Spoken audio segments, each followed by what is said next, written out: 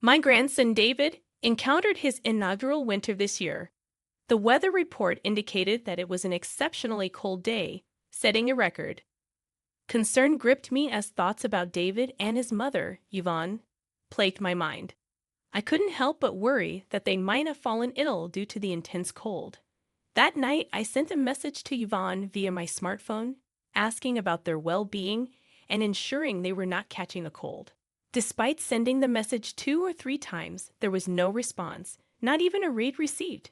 Yvonne has always been responsible, but the lack of reply heightened my anxiety. After waiting for another hour without any communication, I attempted to call, but my efforts proved futile. This was no trivial matter, and I began to fear that something serious might have happened. Without wasting any time, I threw on my thick jumper and hastily headed out to drive to my son's family apartment. When I arrived, there was no response to my attempts to ring the intercom. Fearing the worst, that Yvonne had collapsed inside, I approached the building manager to open the door. Upon entering, the apartment was enveloped in darkness, with only the faint light from street lamps penetrating the space. Fumbling along the wall, I searched for the light switch based on my memory. Despite several attempts, the lights refused to turn on, leaving me perplexed and anxious. In desperation, I used my smartphone's flashlight to illuminate the surroundings. "Yvonne, are you there?" I called out, contemplating whether they might be out. Just as I was about to leave, a faint cry echoed from the bedroom. Hastening towards it, I discovered Yvonne shivering from the cold, desperately wrapping newborn David in a sheet to keep him warm. To my shock, I noticed Yvonne's once long and proud black hair had been almost completely shaved off. Overwhelmed by the scene, I exclaimed, "What happened here?" My name is Mary Smith, a 61-year-old woman who has worked as a hairstylist for many years, operating a salon from my home. Engaging in casual conversations with my regulars during their appointments has always been the highlight of my day. The salon, initially started by my husband and me, faced challenges when he passed away from cancer at a young age, not long after our son Harry was born. Despite the hardships, I raised Harry single-handedly. However, he made it challenging, frequently skipping school and getting into trouble when he did attend. After high school, instead of pursuing further education, Harry chose to spend his days idling around town. I often found myself pondering whether Harry's struggles and rebellious behavior stemmed from a sense of inferiority due to the absence of a father figure, or perhaps my own shortcomings as a mother. The uncertainty about Harry's future lingered, and I could never quite find a satisfying answer to these questions. Then, out of the blue, Harry declared one day, "I want to be a hairstylist." The announcement caught me by surprise, and I pinched my cheek, half expecting to wake up from what seemed like a dream. "What's gotten into you? Hairstylists are popular with the ladies, right?" Harry responded with a smirk, remarking how kids tend to grow up influenced by their parents. Despite the uncertainty about his sudden career choice, I chose to view Harry's newfound interest in his future positively. He successfully graduated from cosmetology school and began working as an apprentice at a senior stylist's salon.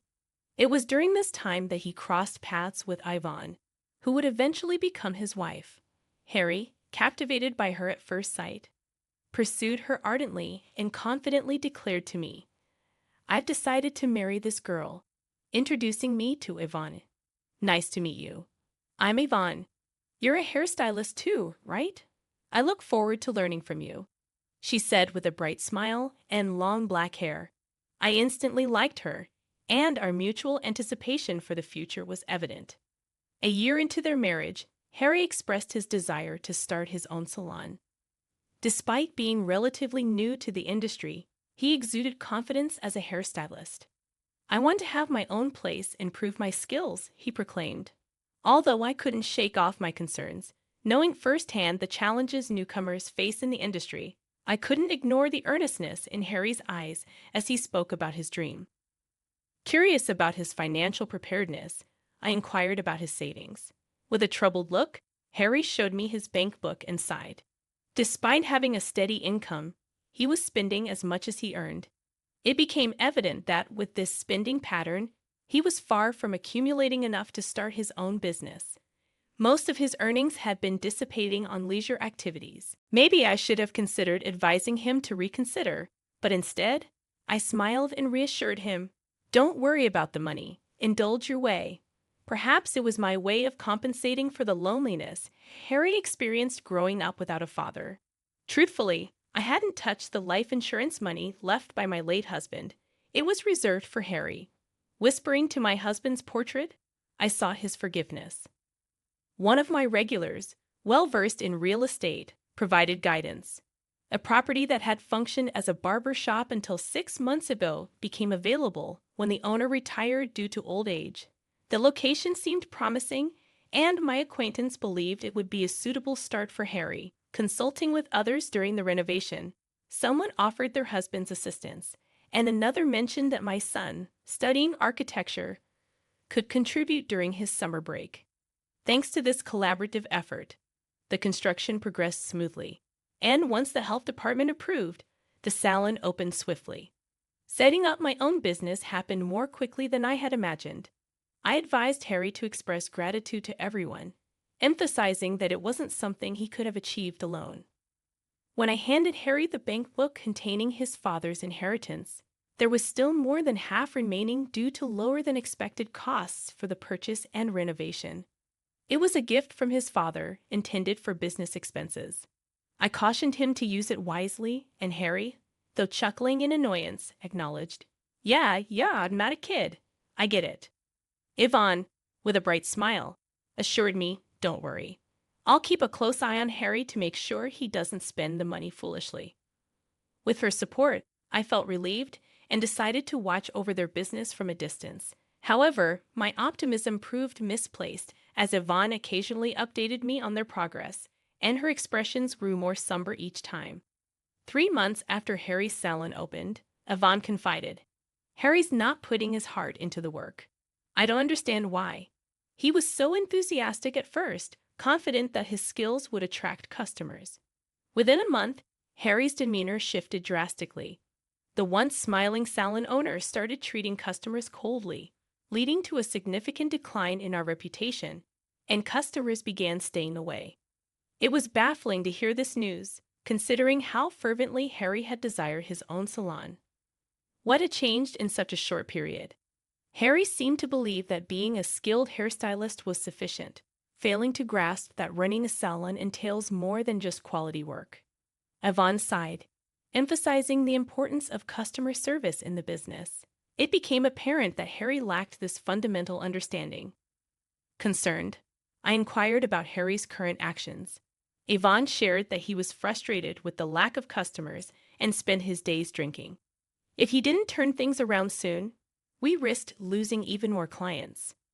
Yvonne was handling the existing customers, but if our reputation continued to plummet, the situation would only worsen. Feeling the weight of the situation, I assured Yvonne, "I'll have a serious talk with him next time I see him. Thank you for bringing this to my attention." She bowed deeply, brushing back her long black hair. Trying to lighten the mood, I commented on her stunning hair, to which she proudly explained that she had been growing it out since middle school for hair donation. Curious, I asked for more details about hair donation, as it wasn't an area I knew much about. Yvonne's eyes sparkled as she explained the process of making wigs from real hair for children who had lost their hair due to congenital diseases, illnesses, or accidents. She expressed her desire to contribute to organizations involved in this cause, describing it as a wonderful way to help someone. Impressed by Yvonne's passion, I commended her for such an admirable commitment, especially considering her youth. 6 months into her marriage with Harry, Yvonne became pregnant.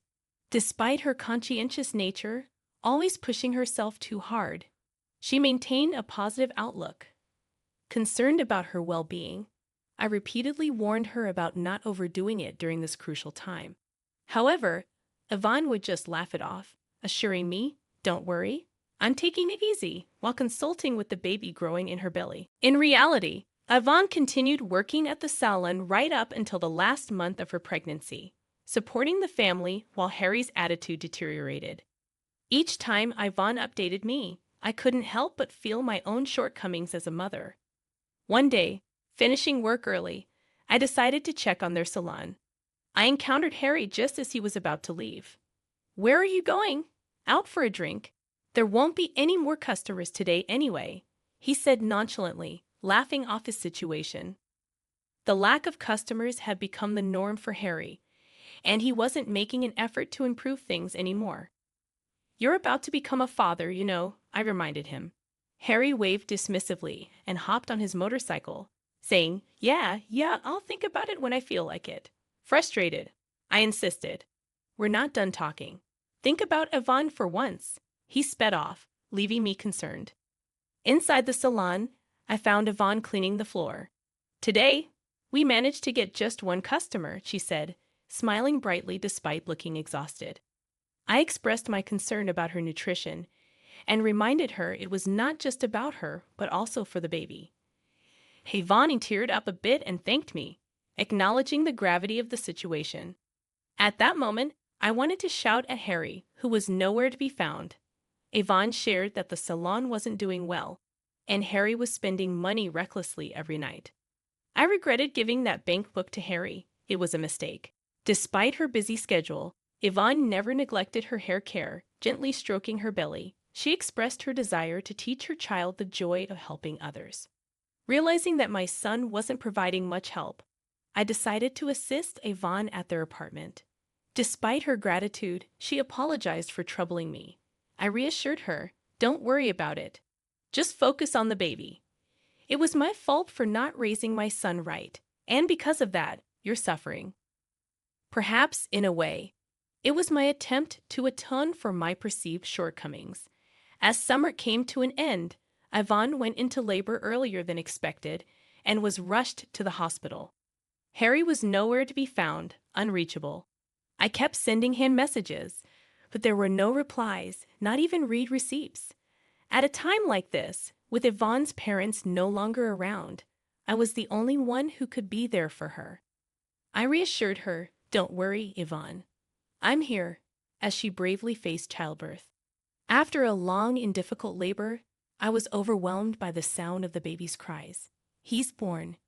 You did it, Yvonne," I exclaimed, moved to tears. However, Harry, who should have been there, never showed up. My grandson David was experiencing his first winter, and the weather report mentioned it was a record cold day. Worried about Yvonne and the newborn, I sent a message that night, asking if they were okay and hadn't caught a cold. Despite sending 2 or 3 messages, there was no response, not even a read receipt.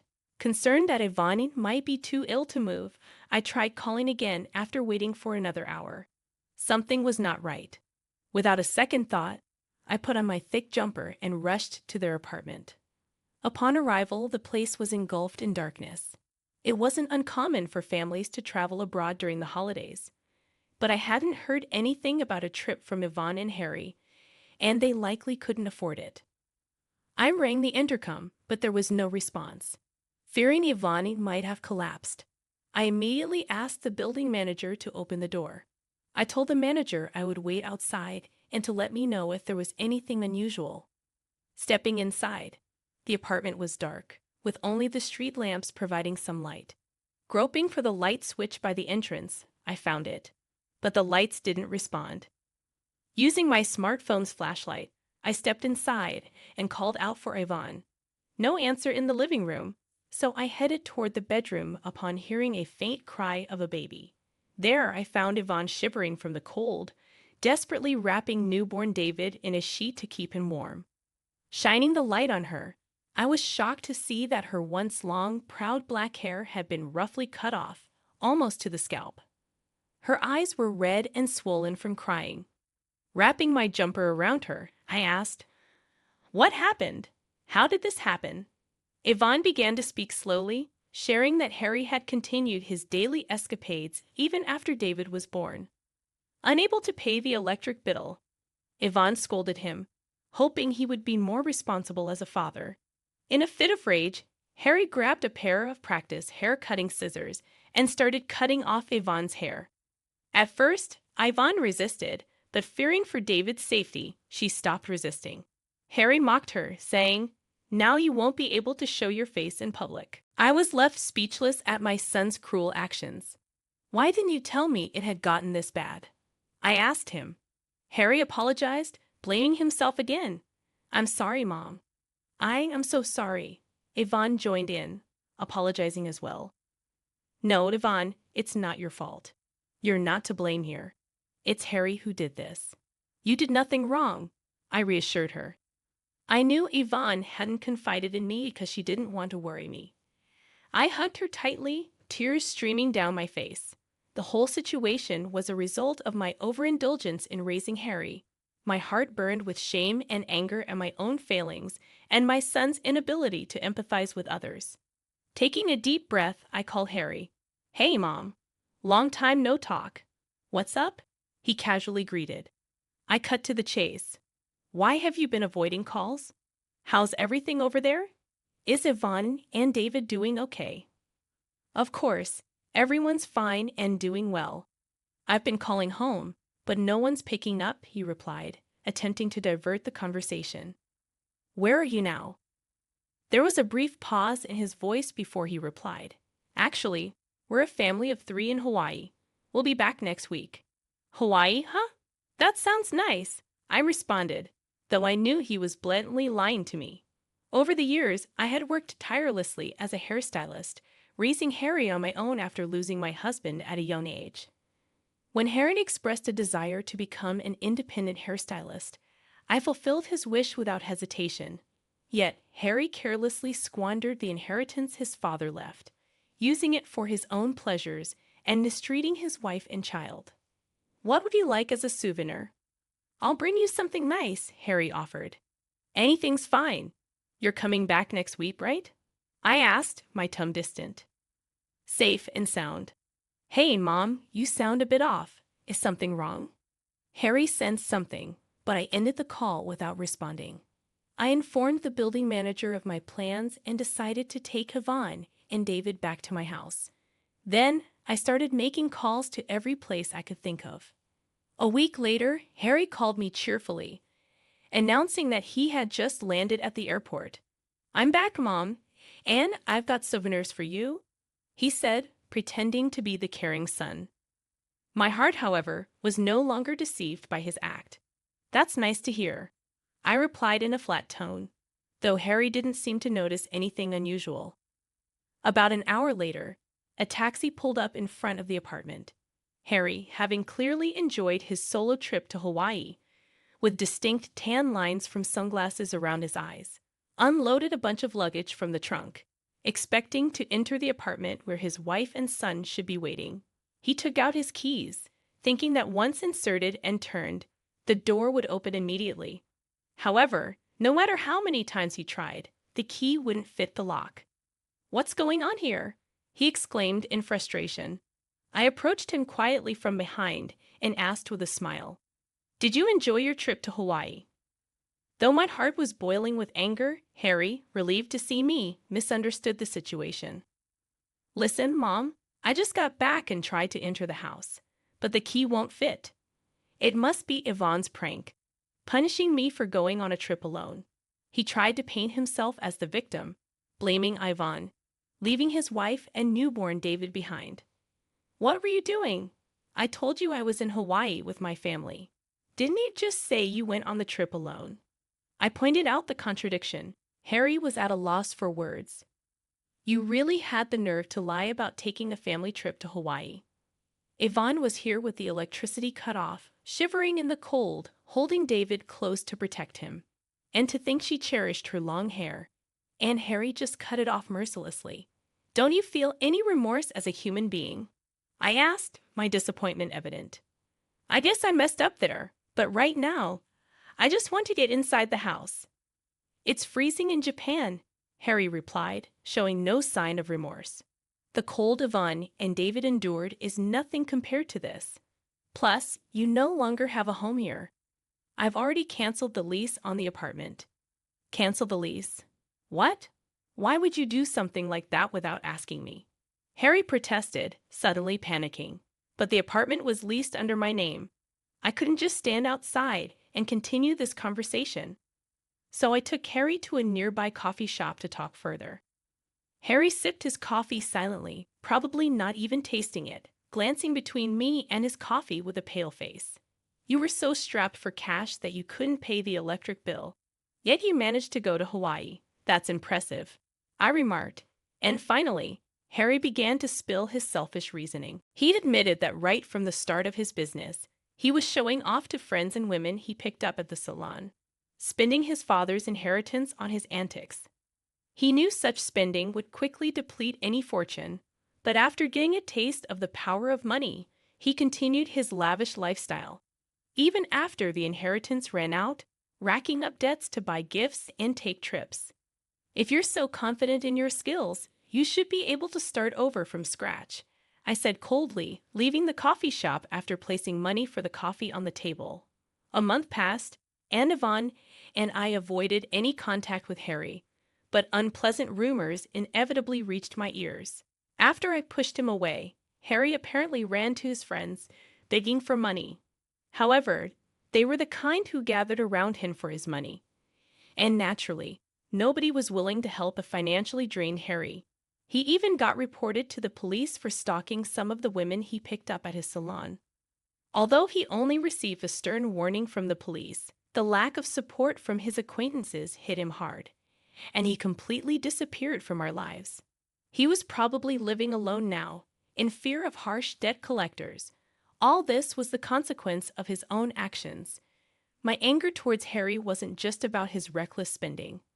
What was unforgivable was how he neglected Yvonne and David, pushing them into hardship, and, above all, cutting off Yvonne's long hair, which she had grown out for years for a noble cause, potentially robbing unknown children of a brighter future. As a fellow hairstylist, I could never forgive Harry's actions.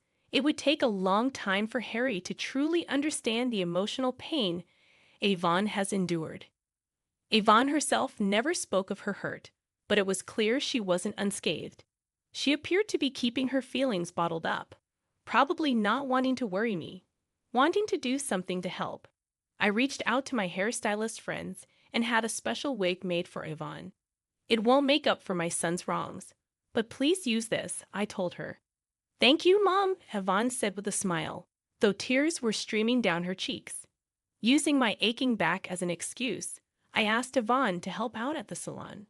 She threw herself into the work, seemingly trying to forget her emotional scars. Hello, David, a regular greeted, and David in his cradle burst into giggles. Now, some customers even come to the salon just to see him. He's like a little mascot, a baby that brings in good fortune. Yvonne, regaining her strength both physically and emotionally, has started the process of divorcing Harry. Seeing Yvonne's smile makes us all feel like we've shed 20 years, but it's true. Yvonne and David have brightened up the salon considerably. Attracted by Yvonne's cheerful atmosphere, more and more mothers with young children have become regulars. Let's have a great day today. Yvonne greets customers. Hi, how are you? Now the salon is filled with smiles again. In a quiet corner, David is peacefully sleeping, his cute little snores filling the air.